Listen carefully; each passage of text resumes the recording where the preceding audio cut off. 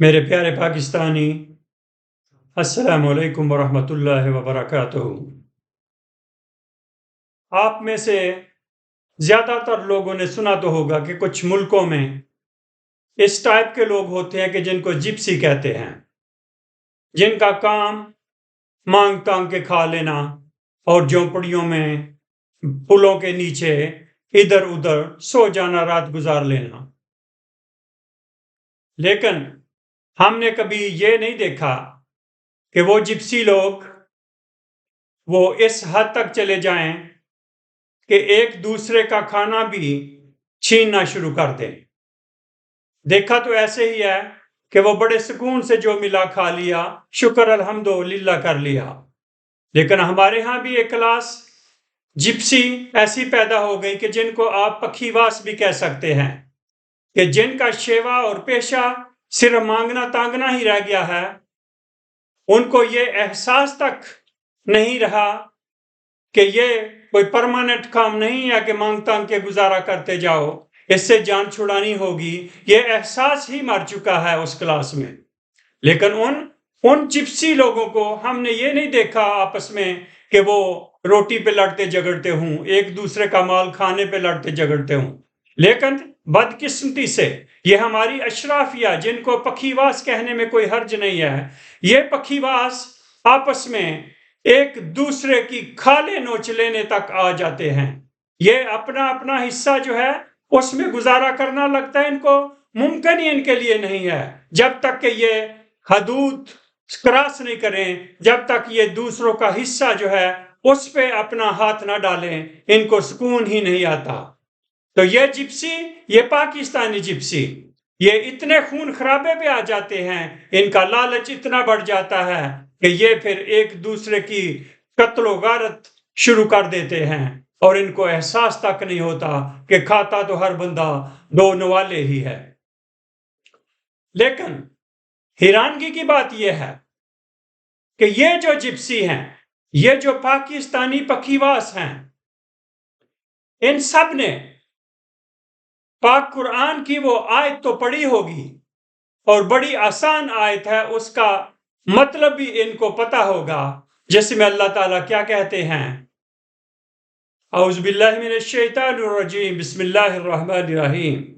ختم اللہ علی قلوبہم وعلی سمعہم وعلی ابصارہم غشاوہ۔ یہ آیت ہے تو منکرین اور کافرون کے لیے ہے، لیکن اپنے ان پکھیواسوں کی حرکتیں دیکھ کر، اپنے ان پکھیواسوں کے مظالم، ظلم و زیادتی دیکھ کر گمان گزرتا ہے کہ شاید یہ آیت ان کے لیے بھی ہے۔ لگتا تو ایسے ہی ہے کہ ان کے دلوں پہ، ان پہ کانوں پہ، ان کی آنکھوں پہ پردے پڑ چکے ہیں، ان کو کچھ نظر تک نہیں آتا۔ کہاں کتنی لمبی مدت سے یہ ظلم و زیادتی کا سلسلہ شروع ہوا ہے، جو ختم ہونے کو آ ہی نہیں رہا۔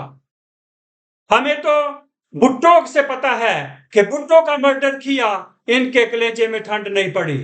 اس کے بیٹے مرتضیٰ کو مار ڈالا، ان کو کچھ فرق نہیں پڑا۔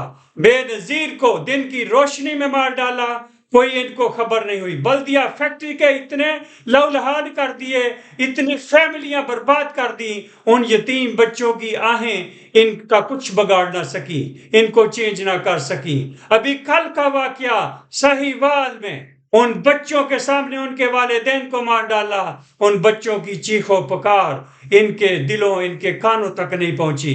ابھی یہ ریسنٹلی یہ جو کل پرسوں واقعہ ہوا، افسوس افسوس صد افسوس افسوس، وہ شری لنکن کو جس طرح مارا گیا، انسانیت سوچ کے کانپ جاتی ہے۔ زینب کے والد کی وہ جو شہباز شریف کے ساتھ اس کی پریس کانفرنس تھی، یہ ہل کیوں نہیں گئے؟ یہ ہل کیوں نہیں گئے؟ کیونکہ یہ بھی تو والدین ہیں کنی بچوں کے، ان کے بھی تو بچے ہیں۔ اس زینب کے والد کی بے بسی دیکھ کر تو انسانیت تھر تھرا گئی، لیکن ان پہ وہ بھی اثر نہیں ہوا، اور زینب جیسی نہ جانے کتنی معصوم بچیوں کے ساتھ ظلم ہوا، اور انہوں نے اپنی پالیسی پہ غور تک نہ کیا۔ ملک میں عدل و انصاف کا شیرازہ روز بروز بکھرتا گیا ان کی بلا سے ہر اتنے ایکسٹریم واقعہ کے بعد انہوں نے خالی فارمیلٹی کے طور پہ انکوائری کمیٹی بنانی ایک وتیرہ بنا لیا، انکوائری بٹھا دی ہے، جوڈیشری کی ایک انکوائری، انڈیپینڈنٹ انکوائری بٹھا دی ہے، ایک کمیٹی بنا دی ہے، انکوائری کرے گی، دیکھیں گے ظالم کو، اس کو کیفر کردار تک پہنچائیں گے۔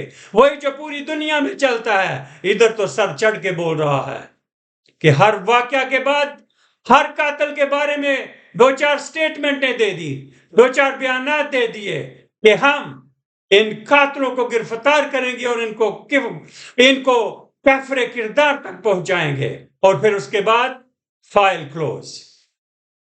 بے نظیر کا اتنا بڑا سانحہ، بھٹو پوری فیملی کو مار دیا گیا اس وقت تک کہ جب تک اس فیملی میں سے کچھ ٹٹو نہیں مل گئے، اس وقت تک 3 بندوں کو مار دیا گیا اور شاید چوتھے کو بھی، تو سینے میں ٹھنڈ نہیں پڑی، برباد کر دیا اس گھرانے کو، جو بھی تھے جیسے بھی تھے، اختلافات لاکھ صحیح، لیکن یہ کیا طریقہ ہے کہ اس طرح ہی کسی کو رستے سے ہٹا دیا جائے۔ اور پھر یہ شری لنکن والا واقعہ اور زینب والے واقعے، اور ابھی سلے شاہ پہ جو ظلم ہوا اس ایک نارمل شریف یا اب نارمل بچے کے ساتھ جو ظلم کیا ظالموں، اس میں بھی تم سیاست کر رہے ہو، اس میں بھی انکوائریاں جھوٹی بنا رہے ہو، اس میں بھی غلط میڈیکل رپورٹیں بنا رہے ہو، شرم آنے کا نام نہیں لے رہی۔ اتنی بشرمی بھی کیا، اتنی سنگ دلی اس حد تک پہنچ گئی سنگ دلی کہ کسی کے مرنے پہ بھی آپ لوگ مذاق بناتے ہیں اور وہ جان بوجھ کے وہ قتل دوسروں پہ ڈالنے کی کوشش کرتے ہیں، جان بوجھ کر ثبوت مسخ کرتے ہیں، جان بوجھ کر غلط رپورٹیں بنا کے میڈیا پہ چلواتے ہیں، ویڈیو بنا کے چلواتے ہیں۔ یہ کس طرف چل پڑے ہیں لوگ؟ آپ 2 وقت کا کھانا نہیں کھاتے، آپ کی رگوں میں خون نہیں دوڑتا، کہاں گئی آپ کی سمجھ، کہاں گئی آپ کی عقل؟ کس طرح کے ایکشن لے رہے ہیں کہ جس سے ایک سادہ سا آدمی بھی آپ کے بیانات سن کے کہہ سکتا ہے کہ یہ فراڈ ہے، یہ جھوٹ ہے۔ ماؤں بہنوں کی فریادیں، والدین کی بے بسی آپ پہ اثر کرتی ہی نہیں ہے، اور میں تو حیران ہوں کہ اس ملک کے گدی نشین، اس ملک کے جاگیردار، اس ملک کے علماء کرام سب کے سب چپ ہیں، سب کے سب نے منہ پہ پردے ڈال لیے ہیں، پردے پڑ گئے ان کی عقلوں پہ، کوئی بولتا نہیں، کوئی حق کے لیے آواز نہیں اٹھاتا، سب کے سب خاموش۔ لیکن کیا ہے کہ آپ کی خاموشی ان مسائل کا کوئی حل؟ آپ کی خاموشی کیا یہ ظلم ختم کر رہی ہے؟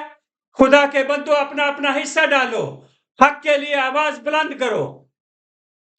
لگتا تو ایسے ہے کہ آپ جیسے علماء دین، مشائخ، اور جو اپنے علاقوں میں خدا بنے بیٹھے ہیں، جو اپنے حلقوں میں کسی کو اجازت نہیں دیتے کہ کوئی ان سے کوئی سوال کر سکے، اتنی دہشت ہے، لیکن ان معاملات میں اوپر والوں سے بولنے کے لیے بہادری آپ کی دہشت کدھر گئی؟ علماء کرام جو قرآن و حدیث جانتے ہیں، جو اللہ کے احکامات جانتے ہیں، حق کے لیے آواز کدھر چلی گئی؟ آپ کی کدھر چلی گئی؟ یہ ملا فضل الرحمان کے پیروکار بڑے حدیثوں والے، قرآن کی تعلیم نالج والے ہوں گے، لیکن حق کے لیے آواز اٹھانا کدھر چلا گیا؟ اور آخر میں ان ضدی پکھی واسوں سے کہتا ہوں کہ جتنا چاہے ظلم کر لو، جتنے چاہے مریم اور بلاول پہ مہربانیاں کر لو، یہ فلم چلنے والی نہیں ہے۔ ان کا چیخ